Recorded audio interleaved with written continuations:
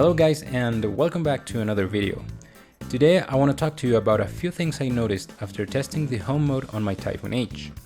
The Typhoon H will behave in a couple different ways depending on where the aircraft is located at the moment you switch to home mode. The principle is simple. When you activate home mode, the H will automatically climb to a preset height between 20 to 120 meters. Then it will fly to your location, land, and shut off the motors automatically. However, there are some pretty interesting things happening during this procedure. These usually happen when the unit is far away from us, so we don't really get to see them. But right now, we're gonna take a closer look. This is the behavior you will see most of the times you switch to home mode. Flashing red light, yaw towards you, climb up to preset height, fly to your location, yaw away from you, engage landing gear, descend, landing, and motor shutdown. One interesting thing about the home mode is that internally it is actually divided in two different modes, home mode and land mode. You cannot activate land mode manually, and you won't see any notification on the ST16 when it happens. I only noticed this when I was reviewing some flights on the Parser app on the ST16. At the top left corner, where the mode is displayed, you can clearly see how it automatically changes from home to land. Another place where you can see this is the telemetry data log. The mode data has different values for home and land. But back to the main topic. There is another behavior the Typhoon H might show when using the home mode, and this happens only when you switch to home mode while the aircraft is flying inside the landing circle.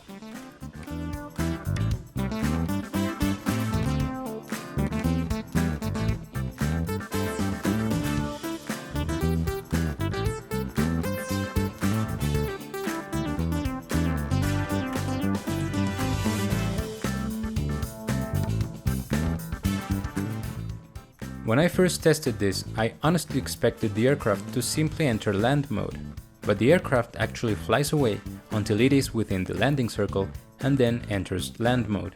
Now, this is where things get a bit more interesting. The first thing that had me wondering was the range of the landing circle. I strongly believe this radius of 4 to 8 meters is just the area derived from the possible inaccuracies from the ST16 GPS when it sets the home location. Please note that once the home location is defined, it is a fixed spot. I'm just moving the graphic around to represent the inaccuracy in the location. When the aircraft is far away and you activate the home mode, the aircraft comes from wherever it was located to an area which may oscillate between the most accurate home location, 4 meters, to the less accurate home location, 8 meters. However, this starts posing a problem once you are within that area. And the closer the aircraft is to you, the more unpredictable the automated retreat might be. Which brings us to the second part of this video. I feel that I have to mention again that I'm not complaining about this behavior. It's just something I noticed when I was testing the home mode a few months ago, and I thought other Typhoon H pilots might find this information interesting.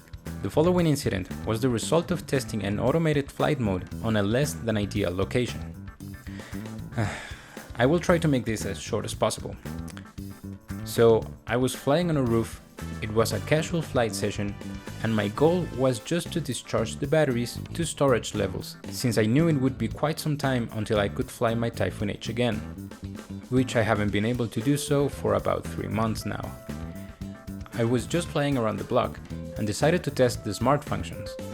I tested the watch me mode, follow me mode, and obviously home mode. I tested the home mode several times and successfully replicated the behaviors I mentioned on the first part of the video. It will sound a little bit cliché, but really, I was done discharging the very last of my batteries. I was ready to land the Typhoon H to put it away when I thought, okay, one last semi-automatic landing to wrap things up. I was standing very close behind the aircraft and it was facing towards the street.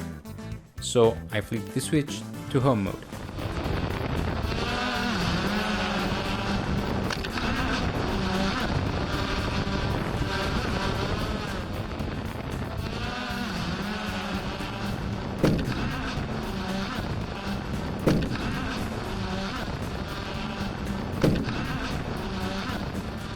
Obviously, I was expecting the aircraft to fly forward towards the open area, and after a deep analysis of the footage and telemetry data, I believe something similar to what I mentioned before might have happened.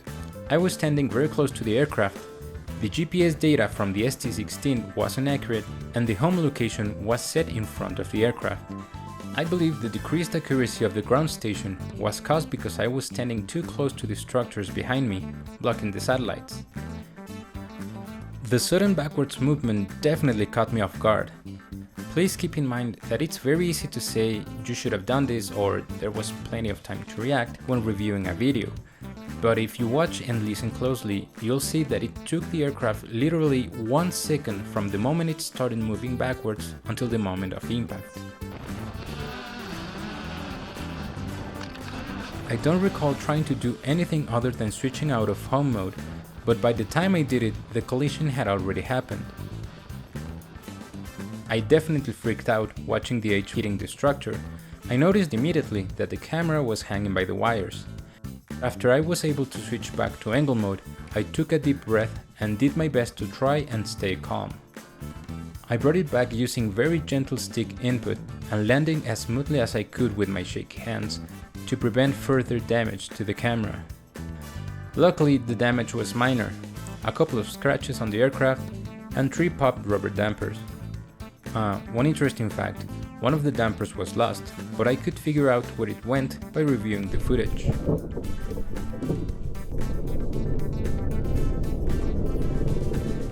After a few minutes, the aircraft was back in one piece with just a few new battle scars. Anyway, they say any landing you can walk away from is a good landing, and I believe this is something similar my aircraft survived. I really wanted to share this experience and what I learned from it with you guys, but a lot of things have happened since that incident and I wasn't able to do it. I really wanted to do something more graphic rather than just typing it on text, and I'm very happy that I was finally able to produce this video for you. I hope you found it somewhat interesting.